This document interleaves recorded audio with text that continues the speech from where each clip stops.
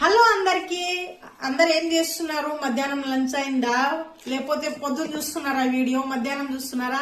Evening చూస్తున్నారా? నాకైతే comment section లో కామెంట్ చేసేయండి.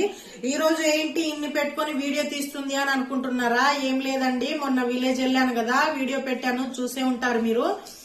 అయితే విలేజ్ వెళ్ళాను కదా, విలేజ్ లో ఏమేమి దొరుకుతాయి, ఫ్రూట్స్, వెజిటేబుల్స్ కొన్ని ఉంటాయి కదా స్పెషల్స్, ఏమేమి తెచ్చాననేది నేనైతే ఫుల్ వీడియో పెట్టానండి.